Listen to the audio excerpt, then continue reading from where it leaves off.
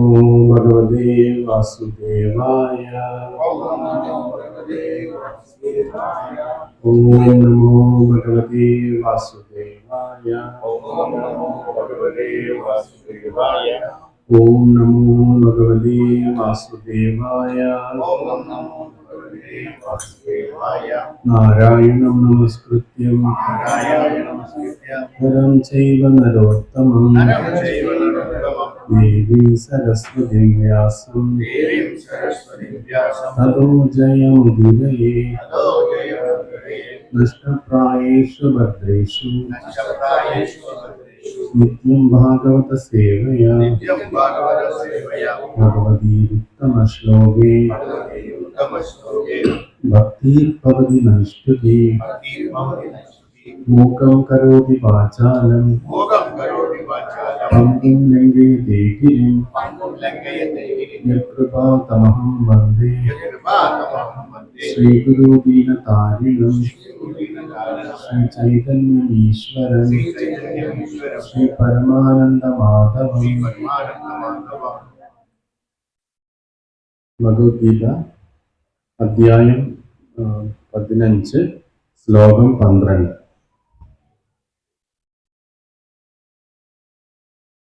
യഥാ ആദിത്യഗതം തേജോ ജഗദ്ഭാസയതി അഖിലം യच्चन्द्रमसि यच्चाग्नो तत्तेजो विद्धि मामकम्। यदादित्यगतं तेजो जगद्भासयति अखिलम् यच्चन्द्रमसि यच्चाग्नो तत्तेजो विद्धि मामकम्। यदादित्यगतं तेजो जगद्भासयति अखिलम् यच्चन्द्रमसि यच्चाग्नो तत्तेजो विद्धि मामकम्। यदादित्यगतं तेजो जगद्भासयति अखिलम् यच्चन्द्रमसि यच्चाग्नो तत्तेजो विद्धि मामकम्। यदादित्यगतं तेजो जगद्भासयति अखिलम्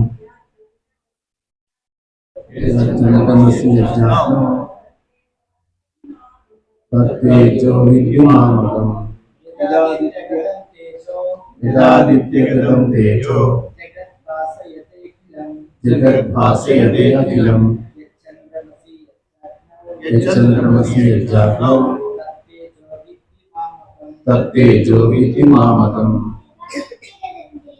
यदादित्यगतं तेजो जगद्भासयति अखिलम् यच्चन्द्रमसि यच्चाग्नो तत्तेजो विद्धि मामकम्। यदादित्यगतं तेजो जगद्भासयति अखिलम्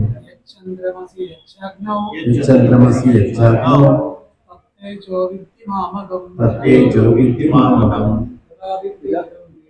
यदादित्यगतं तेजो जगद्भासयति अखिलम् यच्चन्द्रमसि यच्चाग्नो तत्तेजो विद्धि मामकम्। यदादित्यगतं तेजो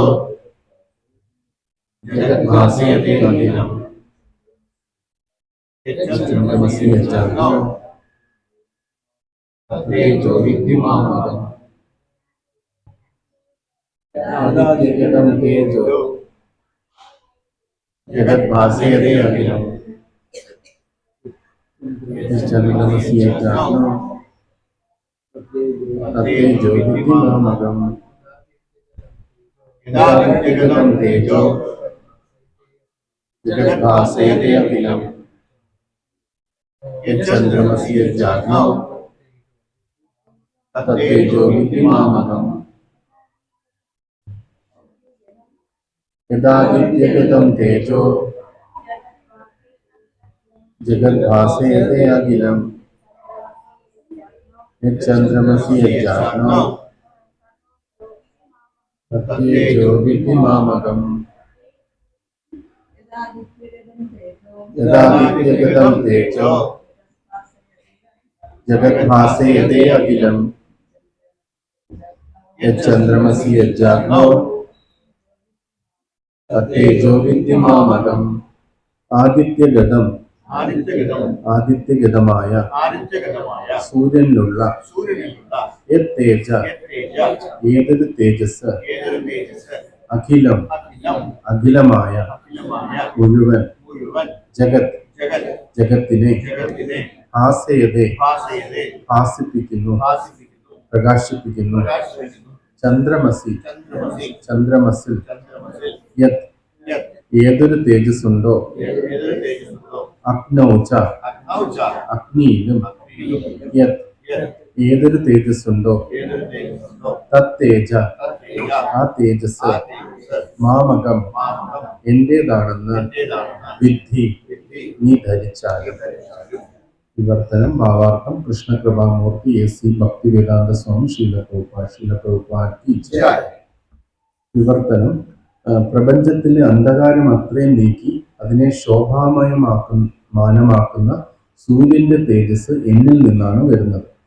ചന്ദ്രന്റെയും അഗ്നിയുടെയും തേജസ്സുകളും എന്നിൽ നിന്ന് വരുന്നവയാണ്. ഭാവാർത്ഥം കാര്യങ്ങളുടെ യഥാർത്ഥ സ്ഥിതി ബുദ്ധിഹീനർക്ക് മനസ്സിലാക്കാൻ കഴിയില്ല.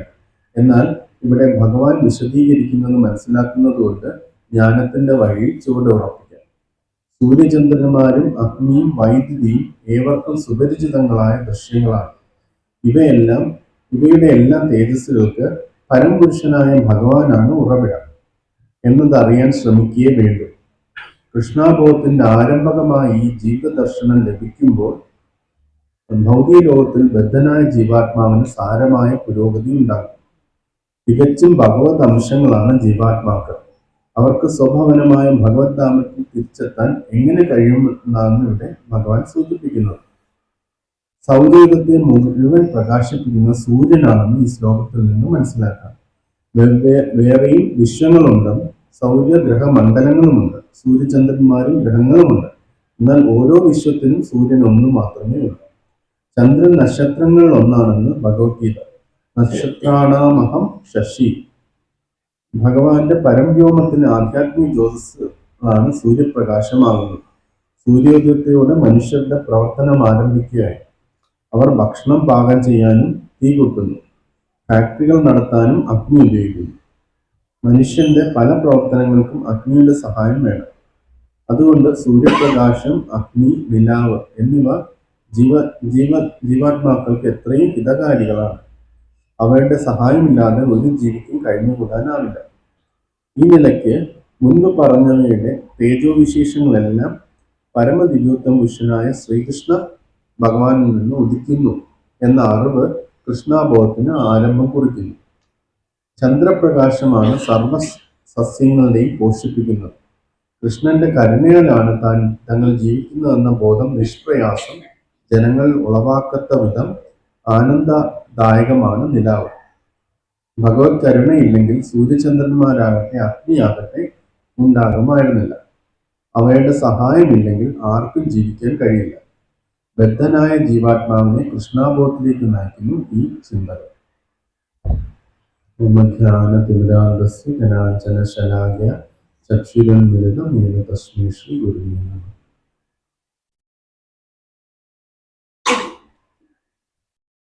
നമോ വിഷ്ണുപദായ കൃഷ്ണപൃഷ്ഠായ ഭൂതലേ ശ്രീമതേ ഭക്തിവേദാന്ത സ്വാമിനിധി നാമിനെ. നമസ്തേ സാരസ്വതി ദേവി ഗൗരവാണി പ്രചാരിണി നിർവിശേഷ ശൂന്യവാദി പാശ്ചാത്യ ദേശകാരിണി. പഞ്ചകൽപതരൂപശ്ച കൃപാസിന്ധുഭ്യൈവ ച പതിതാനാം പാവനേഭ്യോ വൈഷ്ണവേഭ്യോ നമോ നമഃ. അനന്തകോടി വൈഷ്ണവവൃന്ദ കി ജയ. ശ്രീ പ്രഭുപാദ് കി ജയ.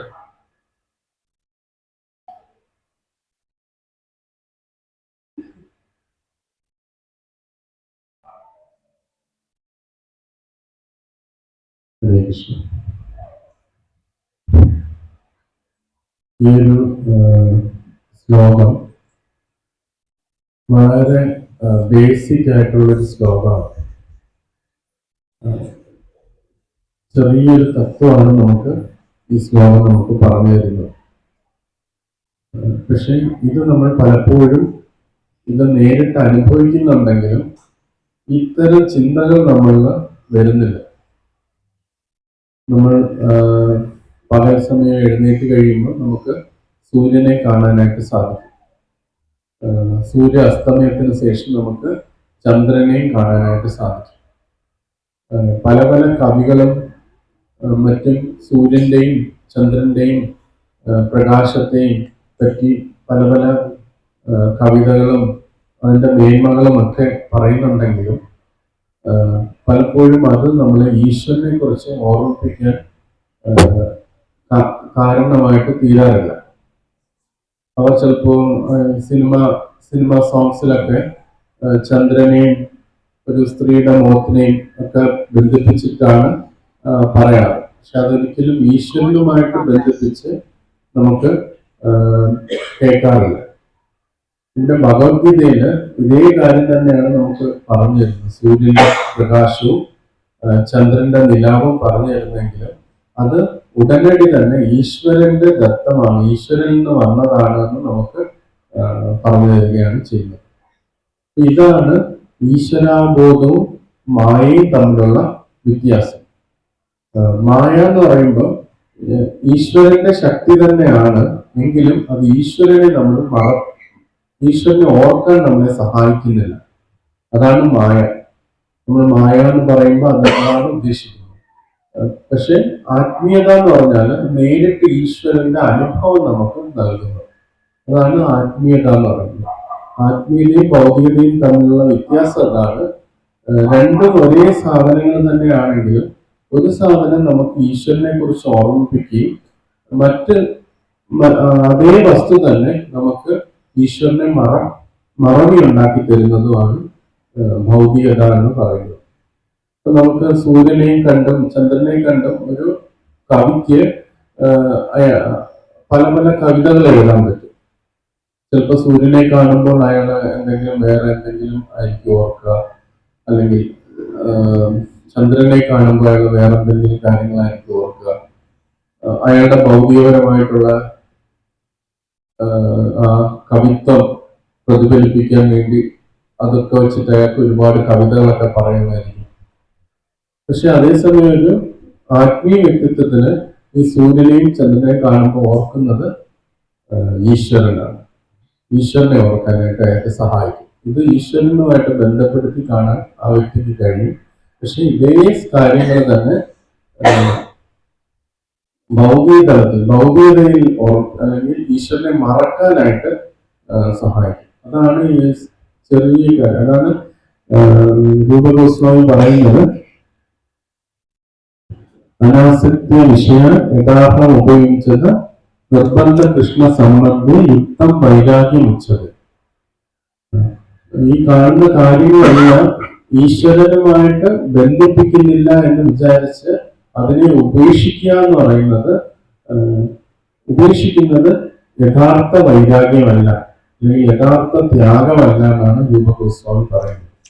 അപ്പോൾ അതിന്റെ അർത്ഥം എന്ന് വെച്ചാൽ ഒരു ആത്മീയ വ്യക്തിത്വത്തിന് എല്ലാ കാര്യങ്ങളും, നമുക്ക് ചുറ്റുമുള്ള നടക്കുന്നതായിട്ടുള്ള എല്ലാ കാര്യങ്ങളും ഈശ്വരനെ ഓർമ്മിപ്പിക്കാനായിട്ട് സഹായിക്കുന്ന ഒരു കാര്യങ്ങളാണ്. ഒന്നും ഈശ്വരനുമായിട്ടുള്ള ബന്ധം മറന്നു പോകുന്നില്ല ആ വ്യക്തി. അപ്പം ഈ ലോകത്തിലുള്ള എന്തൊക്കെ കാര്യങ്ങൾ, ഇപ്പം നല്ല കാര്യങ്ങളാകട്ടെ സമൂഹത്തിൽ മോശം കാര്യങ്ങൾ വരട്ടെ, അതൊക്കെ അദ്ദേഹത്തിന് ഈശ്വരനുമായിട്ട് ബന്ധപ്പെടുത്തി കാണാനായിട്ട് സാധിക്കും. ഇപ്പൊ ശ്രീല പ്രഭുപാദ് ഇന്ത്യയിൽ നിന്ന് അമേരിക്കയിലേക്ക് പോകുന്ന സമയത്ത് ഒരുപാട് ഹിപ്പി റവല്യൂഷൻ നടക്കുകയായിരുന്നു.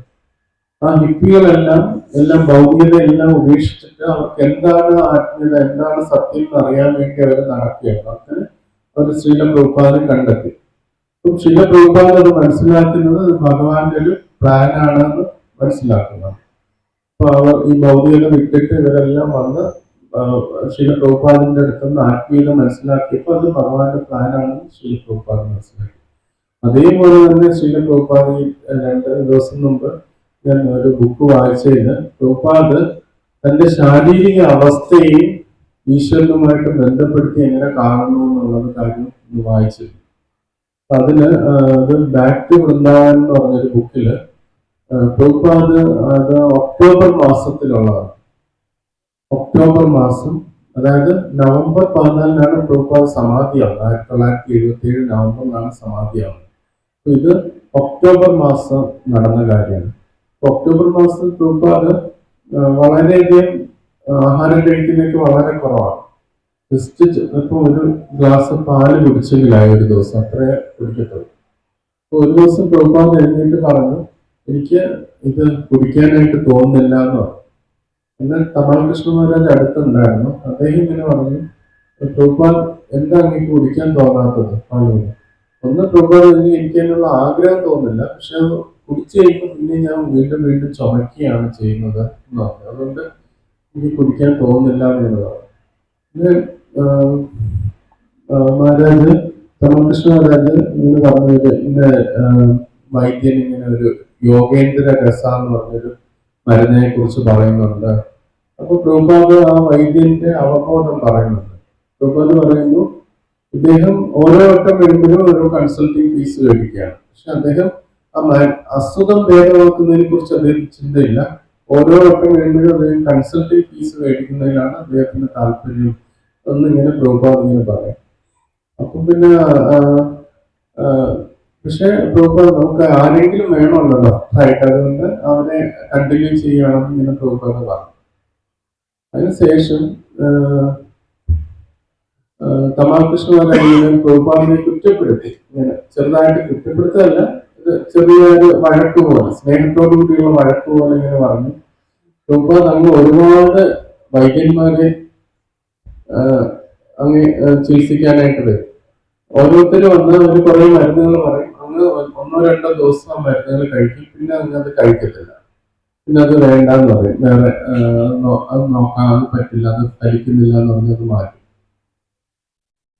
അപ്പൊ അതാണ് അങ്ങയുടെ പ്രശ്നം ഇങ്ങനെ തമാൽ കൃഷ്ണ മഹാരാജ് പ്രഭുപാദിനോട് പറഞ്ഞു.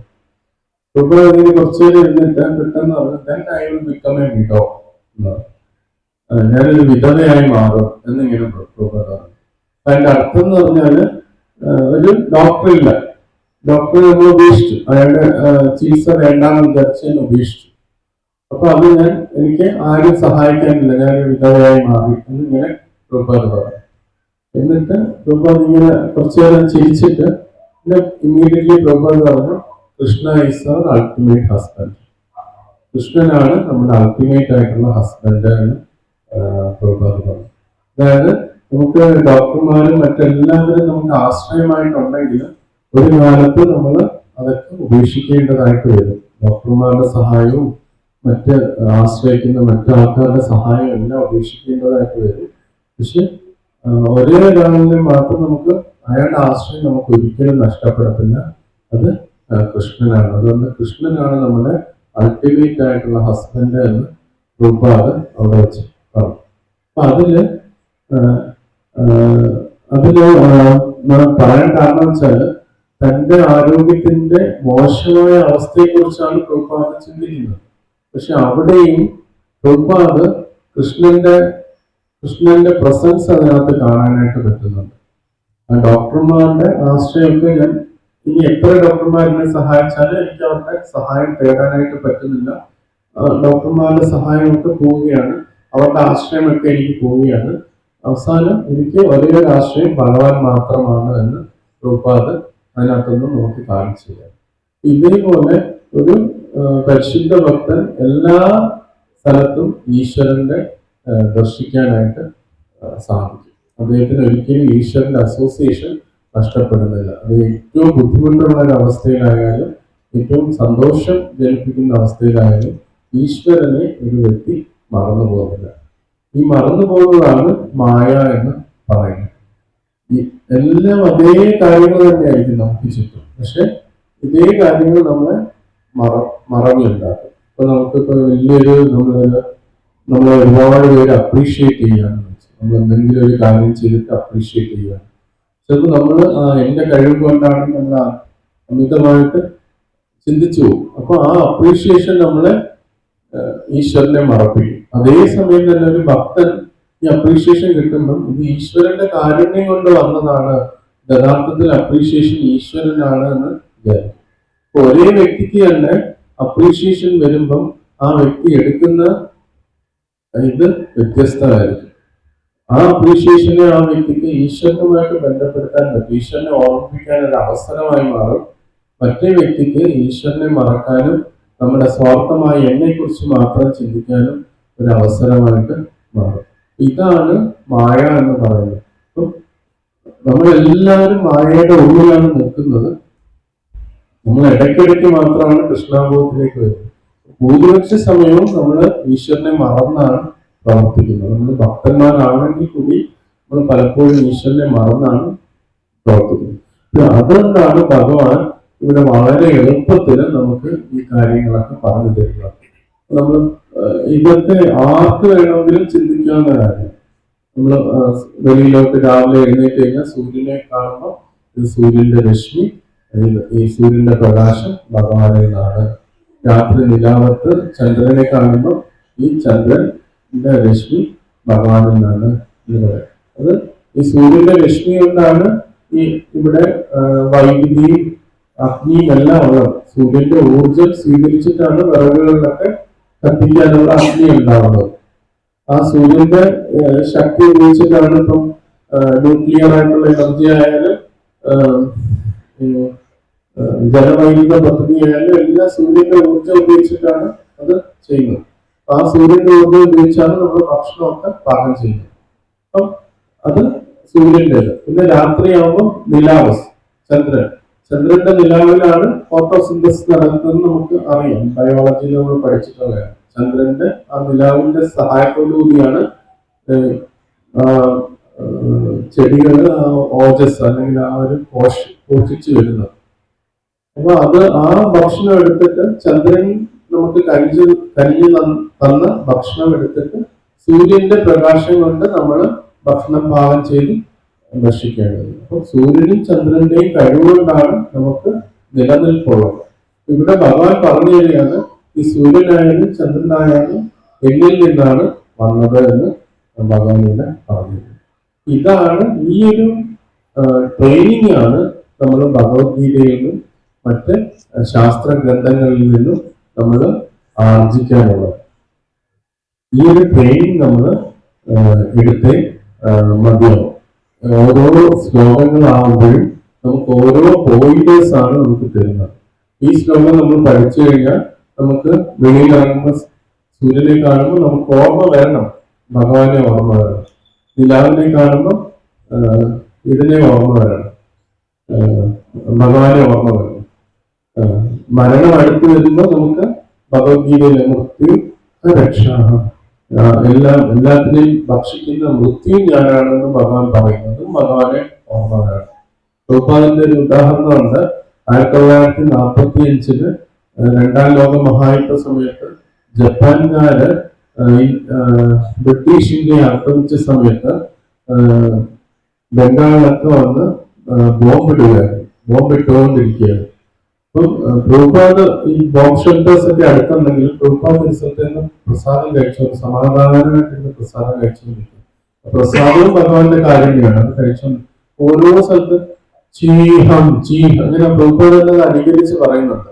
ആ ബോംബ് മോളിൽ താഴെ ഒന്ന് പൊട്ടുന്ന പ്രഭുപാദ് ആ സമയത്ത് ഓർത്തത്, അദ്ദേഹം തന്റെ ബയോഗ്രഫിയിൽ പറയുന്നത്, ആ സമയത്ത് ഓർത്തത് മരണം എന്ന് പറഞ്ഞാൽ കൃഷ്ണൻ തന്നെയാണ്, കൃഷ്ണൻ മരണത്തിന്റെ രൂപത്തിലാണ് വരുന്നത് എന്നിങ്ങനെ പ്രഭുപാദ്. അപ്പൊ നമുക്ക് ഇതാണ് കൃഷ്ണ അവബോധം എന്നുള്ള വാക്കിന്റെ അർത്ഥം. കൃഷ്ണനെ കുറിച്ച് എപ്പോഴും അവബോധനായിരിക്കുക എന്നുള്ളതാണ് കൃഷ്ണാബോധം എന്നുകൊണ്ട് ഉദ്ദേശിക്കുന്നത്. നമ്മൾ ഓരോരുത്തരും കൃഷ്ണാബോധ സംഘടനയിലെ അംഗങ്ങളാണ്. അപ്പൊ അതിന്റെ അർത്ഥം എന്ന് പറഞ്ഞാൽ നമ്മുടെ ഓരോ നിമിഷവും ഓരോ പ്രവൃത്തികളും ഓരോ ചിന്തകളും കൃഷ്ണനെ ഓർമ്മിക്കുന്ന തരത്തിൽ ആയിരിക്കണം. അതാണ് കൃഷ്ണാബോധം എന്ന് കൊണ്ട് ഉദ്ദേശിക്കുന്നത്. അപ്പൊ ഇത് ഭഗവത്ഗീതയിലെ ഓരോ കാര്യങ്ങളും നമുക്കൊരു ടിപ്പാണ്, എങ്ങനെ അതിലേക്ക് നമുക്ക് വരാം എന്നുള്ള കാര്യങ്ങളാണ് ഭഗവാൻ പറയുന്നത്. അപ്പൊ ഈസിയാണ്.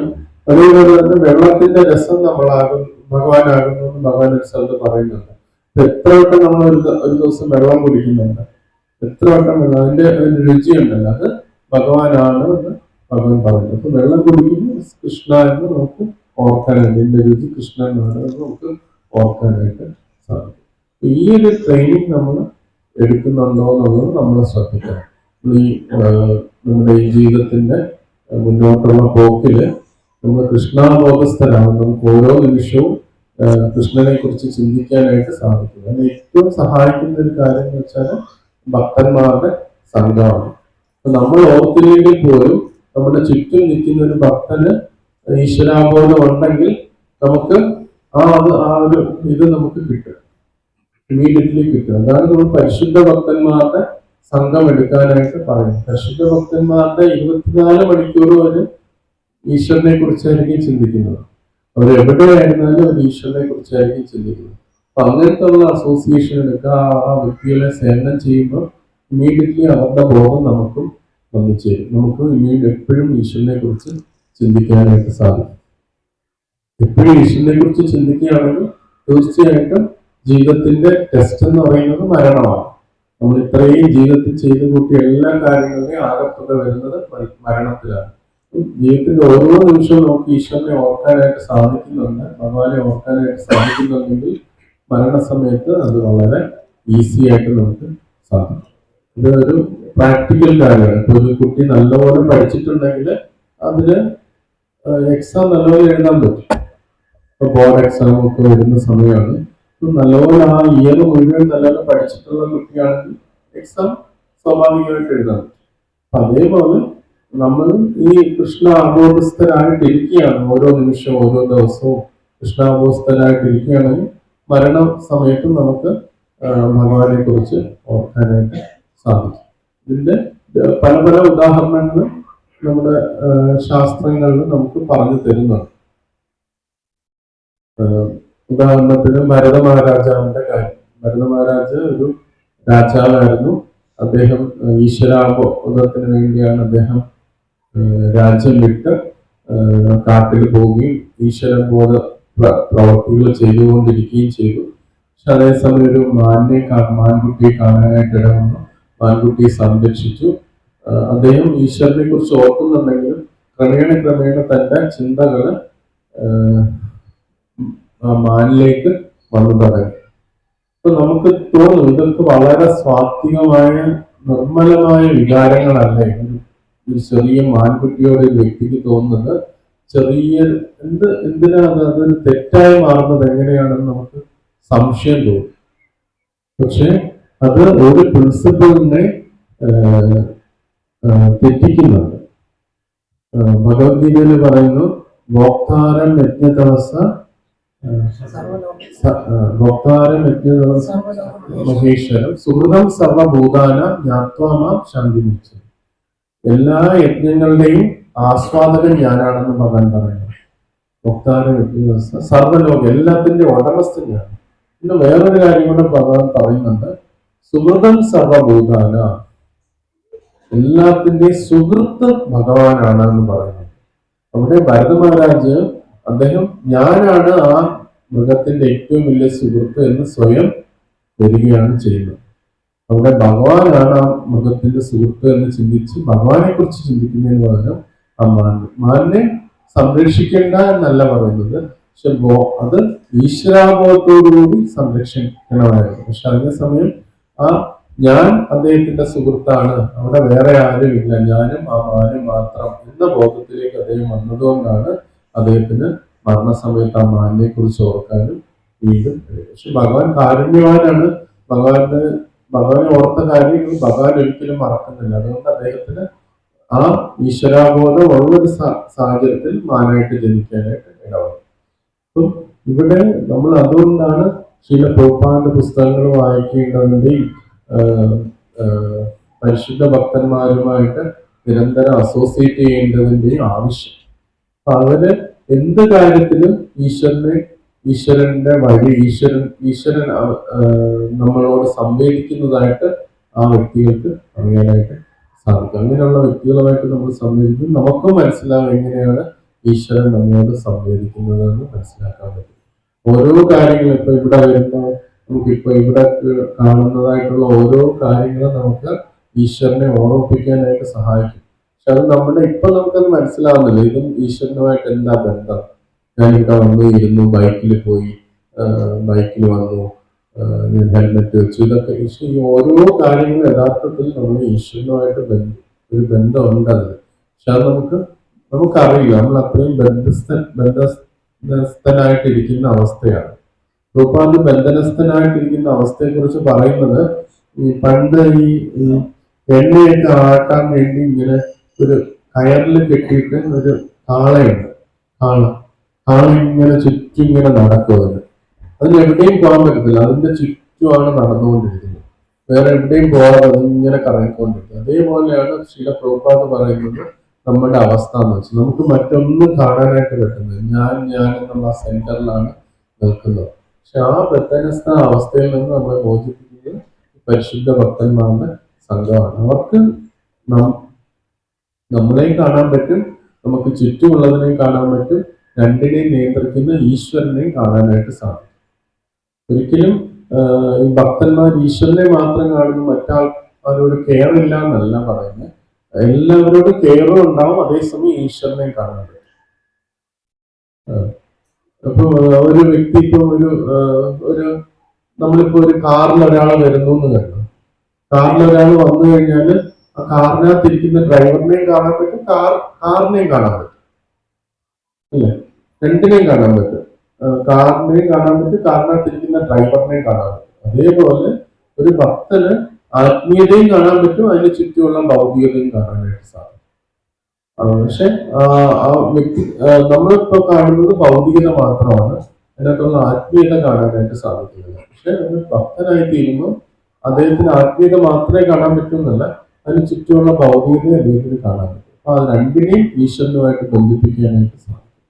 ഇത് ഒരു തത്വങ്ങൾ പറയുന്നതല്ല, ഇത് വളരെ പ്രാക്ടിക്കലായിട്ട് നമുക്ക് ഭഗവാൻ പറഞ്ഞു തരികയാണ്. സൂര്യനെ കാണുമ്പോൾ നമുക്ക് അതിന്റെ രശ്മി ഭഗവാനിൽ നിന്നാണ് വരുന്നതെന്ന് ഓർക്കാൻ പറ്റും.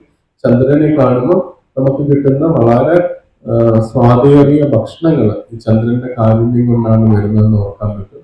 വെള്ളം കുടിക്കുമ്പോൾ നമുക്ക് ഇതിന്റെ രസം ഈശ്വരനാണെന്ന് ഓർക്കാൻ പറ്റും.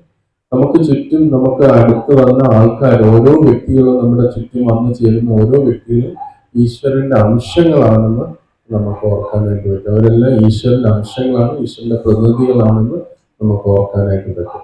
അപ്പൊ അവര് ഈ ലോകവും ഇതെല്ലാം കാണുന്ന ഭൗതിക വസ്തുക്കൾ കാണുമ്പോൾ അതെല്ലാം ഈശ്വരന്റെ ഭൗതിക ശക്തിയാണെന്ന് ഓർക്കാൻ പറ്റും. അപ്പൊ എന്ത് കാര്യത്തെയും ഈശ്വരനുമായിട്ട് ബന്ധപ്പെടുത്തി കൊണ്ടുവരിക. അതാണ് നമ്മൾ എടുക്കുന്ന ട്രെയിനിങ്, ആക്ച്വൽ ട്രെയിനിങ്. കൃഷ്ണാബോധം എന്ന് പറഞ്ഞാൽ നമ്മുടെ ബോധം കൃഷ്ണനിലാണോ എന്നതാണ് ബാരോമീറ്റർ.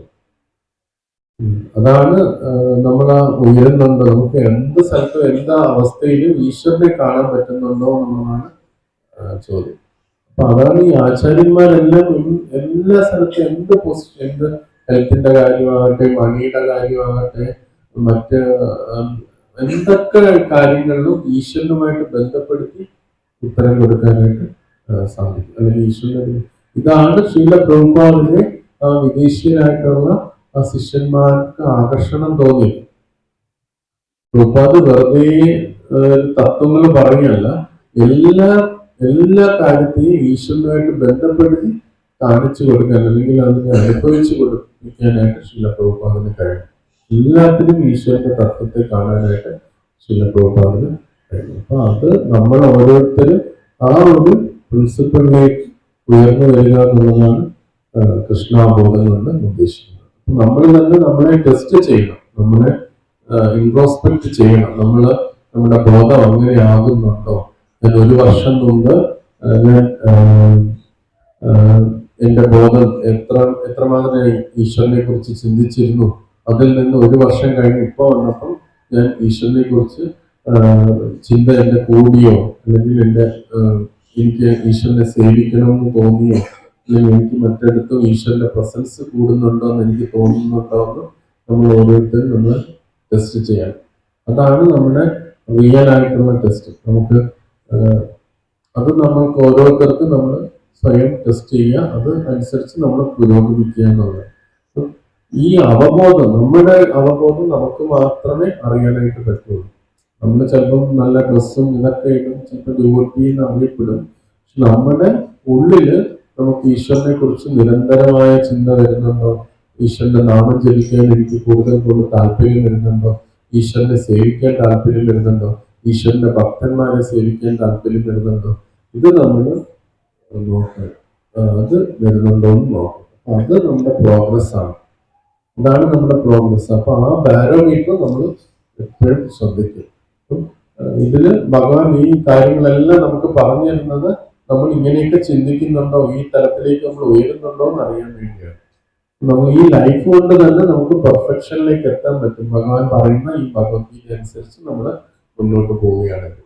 അപ്പൊ അത് ഇതൊരു നമുക്കുള്ള ഒരു ചലഞ്ച് അല്ലെങ്കിൽ ടെസ്റ്റുകളാണെന്ന് മനസ്സിലാക്കി ഭഗവത്ഗീത നമ്മൾ പഠിക്കും. ഇതൊക്കെ നമുക്ക് മറന്നു പോകും. അതുകൊണ്ടാണ് ഇതേപോലത്തെ ക്ലാസ്സുകളും ഇതേപോലത്തെ അസോസിയേഷനും ഒക്കെ നമുക്ക് നിരന്തരം വന്നുകൊണ്ടിരിക്കുന്നത്. ഭഗവാന്റെ കാരുണ്യമാണ് നമുക്ക് ഇങ്ങനത്തെ അസോസിയേഷനൊക്കെ കിട്ടുന്നത്.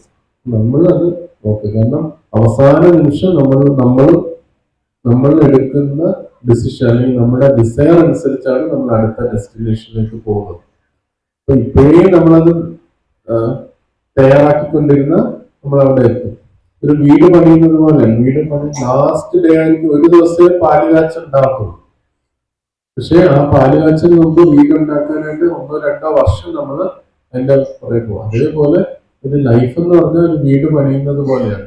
മരണം എന്ന് വെച്ചാൽ ഒരു പാലുകാച്ച് പോലെയാണ്. അപ്പൊ ആ പാലുകാച്ചിന് ആ വീട് അതിന്റെ എല്ലാം ഫുൾ പ്രൗഡിയിൽ നിൽക്കും. ആ 2 വർഷമായിട്ട് നമ്മൾ ചെയ്തതെല്ലാം ആ പാലുകാച്ചിന്റെ ദിവസത്തിൽ വലിയ പ്രൗഡിയായിട്ട് നിൽക്കും. അതേപോലെ നമ്മുടെ ഈ ലൈഫിൽ ഉണ്ടാവുന്ന നമ്മുടെ ലൈഫിൽ നമ്മൾ ചെയ്ത കാര്യത്തെക്കാളുപരി നമ്മൾ ചിന്തിച്ച കാര്യങ്ങൾ, നമ്മൾ എന്തിനെ കുറിച്ചാണ് ചിന്തിക്കുന്നത്, ആ ചിന്തയാണ് മരണസമയത്ത് ഒരു മൂർത്തിമൻ ഭാവമായിട്ട് നമ്മുടെ മുമ്പിൽ നിൽക്കാനായിട്ട് പോകുന്നത്.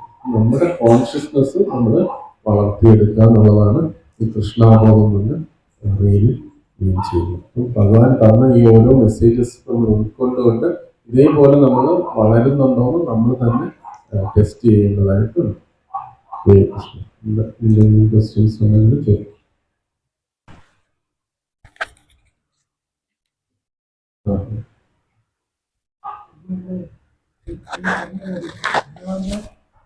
ചിന്തയാണ് കോൺഷ്യസ് ആയിരിക്കുക, ഭഗവാനെ പറ്റി കോൺഷ്യസ് ആയിരിക്കുക. നമ്മളൊരു ദിവസം ജനിക്കുന്ന പരമാവധി 2 മണിക്കൂർ, അതായത് ഒരു ദിവസത്തിന്റെ 10% മാക്സിമം. ആ 10% പോലും നമ്മൾ 5% താഴെ അതിനെപ്പറ്റി അതൊക്കെയാണെങ്കിൽ ഒരു 1-2% മാത്രം ആ സമയത്ത് പോലും ഭഗവാനെ പറ്റി ചിന്തിക്കുന്നു. ഇത് നമ്മൾ പറഞ്ഞ ആ ഒരു ഉദാഹരണം, അതായത് വെള്ളം കുടിക്കുമ്പോഴേക്കും ദാഹിച്ച് വെയിലത്തുനിന്ന് കയറി ഒരു വെള്ളം കുടിക്കുമ്പോഴേക്കും ആശ്വാസം. ഇപ്പോൾ അത് പറഞ്ഞിട്ട് കണക്ട് ചെയ്യുക, അത് ഭഗവാനാണ് ചിന്തിക്കുമ്പോൾ, അത് ആ വെള്ളം കുടിക്കുമ്പോൾ ആശ്വാസം, അത് ഭഗവാനാണ് ചിന്തിക്കുമ്പോൾ ഒരു റിയലൈസേഷൻ ഉണ്ട്. അതിനെ ഓക്കെ, ആ ആശ്വാസം മനസ്സിലായി, അപ്പം ഭഗവാനായിട്ട് കണക്ട് ചെയ്യും. അല്ലാത്തപ്പോൾ ഒരു സെക്കൻഡിൽ 1 മിനിറ്റ് കൊടുത്ത് അറിയില്ല, കേട്ടിട്ടുള്ളത് 64,000 ചിന്തയോ അങ്ങനെ എങ്ങാണ്ടാണ് 1 മിനിറ്റ്. എങ്ങനെ അത് ഓവർടൈം ചെയ്യുന്നത്? അതുകൊണ്ട് ചോദ്യം നല്ലതാണ്. നമ്മൾ ജനിക്കുന്ന സമയത്ത് ഭഗവാനെ കുറിച്ച് ഓർക്കാറുണ്ട്. പക്ഷെ ആ ഒരു ദിവസത്തിൽ എത്രയോ ചിന്തകൾ നമ്മൾ അനുഭവിക്കാറുണ്ട്. ആ അനുഭവിക്കുന്ന കാര്യങ്ങളെല്ലാം നമ്മുടെ ബോധമണ്ഡലത്തിലുണ്ട്. പക്ഷെ അതിനൊന്നും പലപ്പോഴും ഭഗവാൻ ഇല്ല എന്നുള്ള കാര്യം പറയുന്നത്. അപ്പൊ അതിനാണ് ആചാര്യന്മാര് നമ്മളെപ്പോലെ ബദ്ധ അവസ്ഥയിലിരിക്കുന്ന വ്യക്തികൾക്ക് ഒരു ഉപായം തന്നിരിക്കുന്നത്. നമുക്ക് ബ്രഹ്മമുഹൂർത്തത്തിൽ എഴുന്നേറ്റ് നമുക്ക് ജപിക്കാനായിട്ട് സാധിക്കുകയാണെങ്കിൽ, അല്ലെങ്കിൽ ആ ബ്രഹ്മമുഹൂർത്തത്തിൽ സ്പിരിച്വൽ കാര്യങ്ങൾ നമുക്ക് ചെയ്യാനായിട്ട് പറ്റുകയാണെങ്കിൽ ആ ദിവസം മുഴുവൻ ആ ഒരു ബോധത്തിൽ നിൽക്കാനായിട്ട് സാധിക്കും. അതുകൊണ്ടാണ് ഓരോ കാര്യങ്ങൾ ആചാര്യന്മാർ തരുന്നത് നമുക്ക് ആ ഉദ്ദേശത്തിലാണ്. എന്തുകൊണ്ട് മാല തരുന്നു? ആ മാല തൊടുമ്പോഴും അതൊക്കെ ആ ഒരു കോൺഷ്യസിലേക്ക് നമുക്ക് വരാനായിട്ട് സാധിക്കും. ഈ ധോത്തി കുർത്തയും തിലകവും ഒക്കെ എന്തിന് ആചാര്യന്മാരെ നമുക്ക് തരുന്നത്? നമുക്ക് ഏത് ഡ്രസ്സിലും നമുക്ക് ഭക്തനായിക്കൂടെ? പക്ഷെ ഇതൊക്കെ തരുന്നത് ഇതെല്ലാം നമുക്ക് ആ ബോധത്തിലേക്ക് വരാനായിട്ട് സാധിക്കും. ഞാൻ ഷർട്ടും പാൻസും ഇട്ടാണ് ഇതേ വ്യക്തി തന്നെയാണ് ഇവിടെ എന്ന് പറയുന്നെങ്കിൽ ഈ പറയുന്നതിന്റെ പകുതി പോലും എനിക്ക് പറയാനായിട്ട് സാധിക്കില്ല. അത് ഉറപ്പാണ്. ഷർട്ടും പാൻസും ഇട്ട് ഞാൻ എൻ്റെ ഓഫീസിൽ ID ഒക്കെ വെച്ചിട്ടാണ് ഞാൻ ഇവിടെ ഇരുന്ന് പറയുന്നതെങ്കിൽ എനിക്ക് ഇത് പറയുന്നതിന്റെ പകുതി പോലും എനിക്ക് പറയാൻ പറ്റില്ല. ആചാര്യന്മാര് ഓരോ കാര്യങ്ങളും നമുക്ക് തരുന്ന ഓരോ കാര്യങ്ങളും നമുക്ക് ഏറ്റവും നമ്മുടെ ബോധത്തെ എങ്ങനെ ഭഗവാനിൽ നിർത്താൻ സാധിക്കുന്ന തലത്തിലാണ് തന്നെ. അതുകൊണ്ടാണ് ആചാര്യന്മാര് നമുക്ക് പറയുന്നത് ബ്രഹ്മമുഹൂർത്തത്തിൽ എഴുന്നേറ്റ് ജപിക്കുക. നമ്മൾ പ്രഭു ഒരാഴ്ച ഒന്ന് ട്രൈ ചെയ്ത് നോക്കണം. ഒരാഴ്ച രാവിലെ ഒരു 4:30 തൊട്ട് സൂര്യോദയത്തിന് 1.5 മണിക്കൂർ മുമ്പാണ് ബ്രഹ്മമുഹൂർത്തം. അപ്പം സൂര്യൻ 6 മണിക്കാണ് ഉദിക്കുന്നതെങ്കിൽ 4:30 തൊട്ട് 6 മണി വരെയുള്ള സമയം. ആ സമയം ഒരാഴ്ച പരീക്ഷണം പോലെ ചെയ്തു നോക്കണം. ബാക്കിയുള്ള ദിവസങ്ങളിൽ ജപിക്കുന്നതുമായിട്ട് അതൊന്ന് കമ്പയർ ചെയ്ത് നോക്കണം. ആ ദിവസം പ്രഭുവിന് രാത്രി കിടക്കുന്നവരെ ഈശ്വരനെ കുറിച്ച് അത്രയൊന്നും വരത്തില്ല, പെട്ടെന്നൊന്നും വരത്തില്ല. പക്ഷെ മറ്റേ കമ്പയർ ചെയ്യുമ്പോൾ നല്ല ബോധമായിരിക്കും. ആചാര്യന്മാര് തരുന്ന അത് നമ്മൾ ഹമ്പിളായിട്ട് മനസ്സിലാക്കുക. അവര് തരുന്ന ഓരോ പ്രിസ്ക്രിപ്ഷനും അവരുടെ അനുഭവത്തിൽ നിന്നാണ് തരുന്നത്, അവരുടെ സാക്ഷാത്കാരത്തിൽ നിന്നാണ് തരുന്നത്. അവര് സ്ക്രിപ്ചറിൽ എന്ന് പറയുന്നുണ്ട്, അതുകൊണ്ട് നീ പാലിക്കുന്നതാണ്. സ്ക്രിപ്ചറിൽ നിന്ന് പറഞ്ഞ കാര്യം അവരുടെ ജീവിതത്തിൽ പ്രാവർത്തികമാക്കിയിട്ടാണ് നമുക്ക് തരുന്നത്.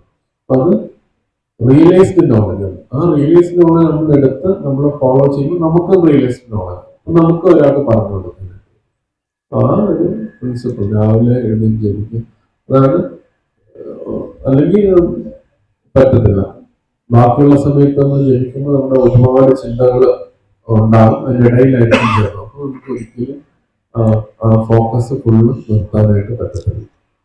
ഇത് ചെയ്ത് നോക്കി. ആചാര്യന്മാർ പറയുന്നതും ഭഗവാൻ പറയുന്നതുമായിട്ടുള്ള ഓരോ കാര്യങ്ങളും റിയലൈസ്ഡ് കാര്യങ്ങളാണ്. ഓൾറെഡി അത് എക്സ്പീരിയൻസ് ചെയ്ത് അത് പ്രൂവൺ ആയിട്ടുള്ള കാര്യങ്ങളാണ്. നമ്മളത് എടുത്ത് ചെയ്യുകയാണെങ്കിൽ നമുക്ക് ഉറപ്പായിട്ട്.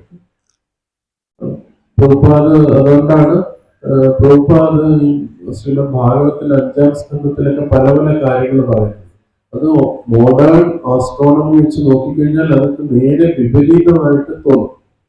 ആധുനിക ജ്യോതിശാസ്ത്രം അനുസരിച്ചുള്ള കാര്യങ്ങളല്ല ഭാഗവത്തിൽ 5-ാം സ്കന്ധത്തിൽ പറയുന്നത്.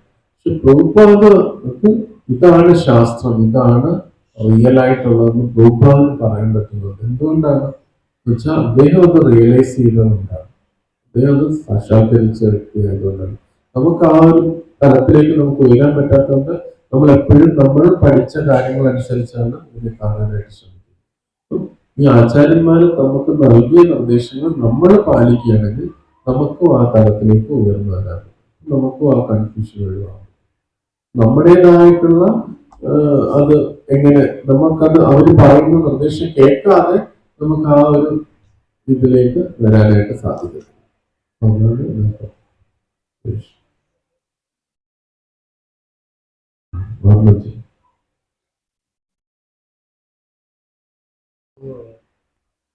ഈ സ്നേഹം കൊണ്ട് വഴക്ക് പറയുന്നതും അറിഞ്ഞുകൊണ്ട് വേദനിപ്പിച്ച് വഴക്കും പറയുന്നതും തമ്മിലുള്ള വ്യത്യാസം എന്താണ്? അത് എങ്ങനെ ഇത് ഐഡന്റിഫൈ ചെയ്യാൻ പറ്റും? ചോദിച്ചതെന്ന് വെച്ചാല് നമ്മൾ സ്നേഹം കൊണ്ട് വഴക്ക് പറയുന്നത് അല്ലെങ്കിൽ മറ്റൊരാളെ വേദനിപ്പിച്ച് വഴക്ക് പറയുന്നത് തമ്മിലുള്ള വ്യത്യാസം എന്താണെന്നുള്ളതാണ് ചോദിച്ചത്. സ്നേഹം എന്ന് പറയുമ്പോൾ നമ്മൾ ഒരു വ്യക്തിയുടെ ആത്യന്തിക നന്മ കാണുന്നതാണ് സ്നേഹം. ഒരു വ്യക്തി ഏറ്റവും അൾട്ടിമേറ്റ്ലി അയാൾ നന്നായി വരണം എന്ന് ആഗ്രഹിച്ച് നമ്മൾ പറയുന്നതാണ് സ്നേഹം. അതൊരിക്കലും നമ്മൾ മോശമായി പോകണമെന്ന് ആഗ്രഹിക്കുന്നില്ല. നമ്മൾ എങ്ങനെയായാലും നമ്മൾ നന്നായി വരണം, നമ്മളും ഈശ്വരന്റെ അടുത്ത് എത്തണം എന്ന ബോധ്യത്തിൽ പറയുന്നതാണ് സ്നേഹം എന്ന് പറയുന്നത്. അപ്പൊ അങ്ങനെ ഒരു വ്യക്തി എപ്പോഴും നമ്മുടെ നന്മയും കൂടെ കാണും. നമ്മളോട് രണ്ടുപേര് പൊതുവിൽ അടക്കണമെന്ന് വിചാരിക്കാം. ഒരു വ്യക്തി പൊതുവിനെ വീണ്ടും സ്നേഹത്തോടു കൂടിയാണ് അടക്കണമെങ്കിൽ പ്രഭുവിന്റെ കുറ്റവും കാണും, പ്രഭുവിന്റെ നന്മയും ആ വ്യക്തി കാണും. പക്ഷെ അതേസമയം നമ്മൾ വിജയിപ്പാണോ അല്ലെങ്കിൽ നമ്മൾ തോന്നാനാണ് നമ്മുടെ അസൂയ പ്രവൃത്തിയാണ് ഒരു വ്യക്തി നമ്മളോട് ചെയ്യുന്നതെങ്കിൽ ആ വ്യക്തി നമ്മുടെ നന്മ കാണത്തുള്ളൂ. നമ്മളോട് വെറുപ്പിന്റെ ഇതിന് മാത്രമേ സംസാരിക്കത്തുള്ളൂ. അപ്പൊ ഒരു വ്യക്തിക്ക് നമ്മൾ നന്മ കണ്ട് നമ്മളെ തിരുത്താൻ പറ്റുകയാണെങ്കിൽ അദ്ദേഹം നമ്മുടെ അഭിനയകാംക്ഷയാണെന്ന് നമ്മൾ മനസ്സിലാക്കും.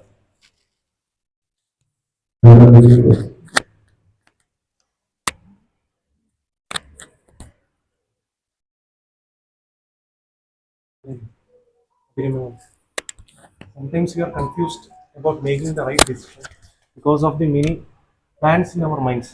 How can we know which plan makes God happy and what God's plan is? നമുക്ക് പല പല തീരുമാനങ്ങളുണ്ടാകും. പക്ഷെ അത് ഏതാണ് ഈശ്വരനെ തൃപ്തിയാക്കുന്നത്, ഏതാണ് ഈശ്വരനെ തൃപ്തിയാക്കാത്തത് എന്നാണ് ചോദ്യം. അതിനാണ് ആചാര്യന്മാർ നമുക്ക് ഗുരു സാധു ശാസ്ത്ര എന്ന് പറയുന്നത് തന്നിരിക്കുന്നത്. നമുക്ക് നമ്മൾ ഗുരുവിൽ നിന്ന് കേട്ട് മനസ്സിലാക്കുന്നുണ്ട്, ഭക്തന്മാരിൽ നിന്ന് കേട്ട് മനസ്സിലാക്കുന്നുണ്ട്, സംഘത്തിൽ നിന്ന് മനസ്സിലാക്കുന്നുണ്ട്, ആധ്യാത്മിക ഗ്രന്ഥങ്ങൾ പഠിച്ച് നമ്മൾ മനസ്സിലാക്കുന്നുണ്ട്. ഇത് മൂന്നും നോക്കുമ്പോൾ നമ്മൾ അതിന് മൂന്നും യോജിക്കണം. ഗുരു പറയുന്നത്, ശാസ്ത്രം പറയുന്നത്, ഭക്തന്മാർ പറയുന്നത് യോജിച്ച് വരുമ്പോൾ അതിന്റെ അർത്ഥം എന്ന് പറഞ്ഞാൽ യഥാർത്ഥത്തിൽ പ്രഭു പറയുന്നത് സ്ക്രിപ്ചർ ആഫ് സെന്റർ എന്നാണ് പറഞ്ഞത്. ഗുരു സാധു ശാസ്ത്രയില് ഏറ്റവും സെന്റർ വരുന്നത് സ്ക്രിപ്ചറാണ്. ഗുരു സ്ക്രിപ്ചറിനനുസരിച്ചാണ് നിങ്ങൾ പഠിപ്പിക്കുന്നത്, സാധുക്കളും സ്ക്രിപ്ചറിനനുസരിച്ചാണ് നമ്മൾ ജീവിക്കാനായിട്ട് പഠിപ്പിക്കുന്നത്. അപ്പം യഥാർത്ഥത്തില് സ്ക്രിപ്ചറിനനുസരിച്ച് നമുക്ക്, അതായത് സ്ക്രിപ്ചറിനനുസരിച്ച് നമ്മൾ ജീവിക്കുകയാണെങ്കിൽ, നമ്മൾ ആ തീരുമാനം എടുക്കുകയാണെങ്കിൽ അത് ഈശ്വരനെ തൃപ്തിപ്പെടുത്തുന്ന കാര്യമാണ്.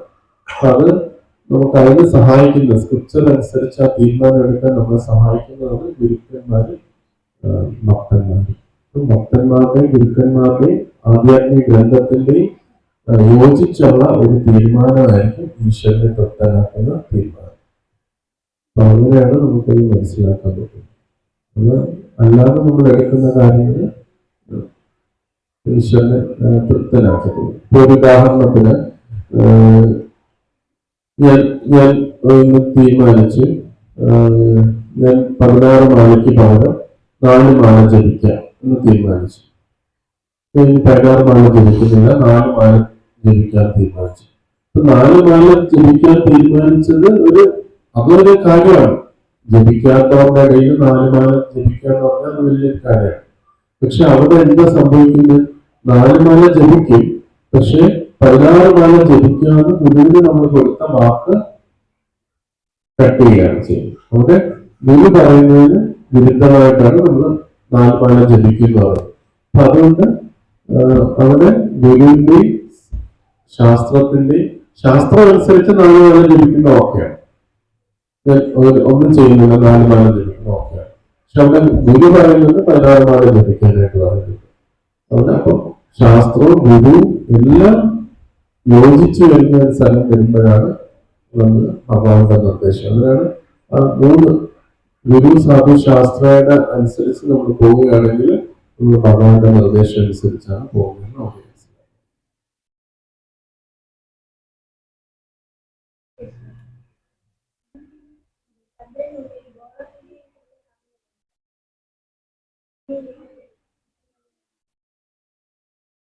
ഭൂമി അതെനിക്ക് അറിയില്ല.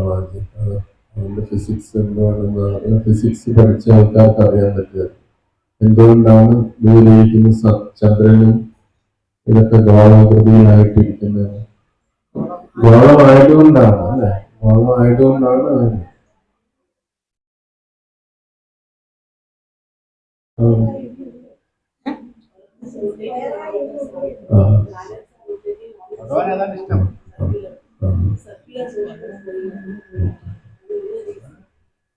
എല്ലാം ഇങ്ങനെ കറങ്ങിക്കൊണ്ടിരിക്കുകയാണ്. അതുകൊണ്ട് ഗോള ഇതിലായിട്ട് നമുക്കത് മനസ്സിലാക്കാൻ പറ്റും. ഭൂമിയിൽ ചുറ്റുന്നുണ്ട്, ആ ഗ്രഹങ്ങളും ഭൂമിയിൽ ചുറ്റുന്നുണ്ട്. അതിന് സദബോധ പ്രഭു പറഞ്ഞത്, ഇപ്പൊ ഇപ്പൊ സൂര്യൻ നിൽക്കുന്നുണ്ട്, ഈ മറ്റ് ഗ്രഹങ്ങൾ നമ്മളിപ്പോ കാണുന്നത് സൂര്യന്റെ ചുറ്റും ഗ്രഹങ്ങൾ കറങ്ങുന്നതായിട്ടാണ്. പക്ഷെ സദാബുദ്ധ പ്രഭുവിന്റെ ആ ബുക്കിൽ ഇങ്ങനെ പറയുന്നത് സൂര്യന് കറങ്ങുന്നു, മറ്റ് ഗ്രഹങ്ങൾ ഇങ്ങനെ കറങ്ങുന്നതായിട്ടാണ് പറയുന്നത്. ഇതാണ് വേദിക ആസ്ട്രോണമി മറ്റേത് തമ്മിൽ ഒരു വലിയ കോൺഫ്ലിക്റ്റ് വരുന്നതിന് ഒരു കാരണം വരുന്നത്. അത് ഈ വൈദിക ആസ്ട്രോണമിയില് ഈ ഗ്രഹങ്ങളും ഇങ്ങനെ കറങ്ങുന്നുണ്ട്, സൂര്യനും ഇങ്ങനെ കറങ്ങും, രണ്ട് കറങ്ങും ഇങ്ങനെ കറങ്ങിക്കൊണ്ടിരിക്കുന്നത്. സൂര്യകണ്ഠത്തിൽ അങ്ങനെയാണ് സൂര്യൻ മൂവ് ചെയ്തുകൊണ്ടിരിക്കുന്നതായിട്ട് മിൽക്കി വേയില് സൂര്യൻ ചുറ്റിക്കൊണ്ടിരിക്കുകയാണ്. മിൽക്കി വേയില് പറഞ്ഞത്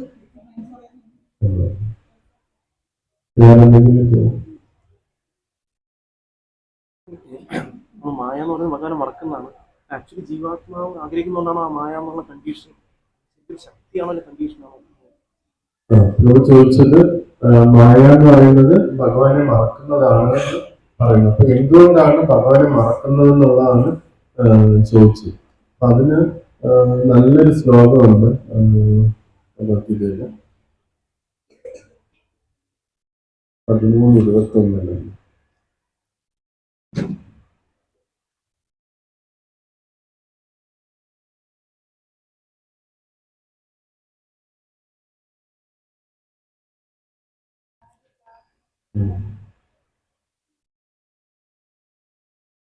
ഇരുപത്തിരണ്ട് 13:22 പറയുന്നുണ്ട്.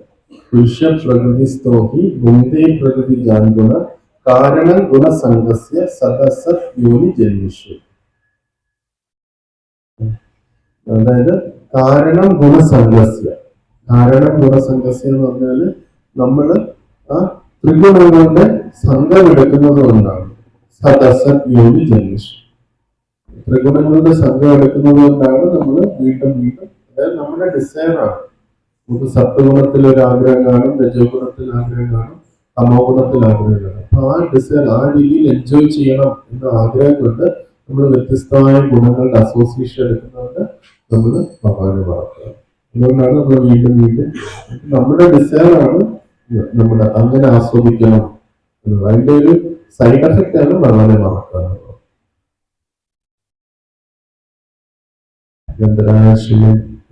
ഭഗവത്ഗീത की जय, श्रील प्रभुपाद की जय.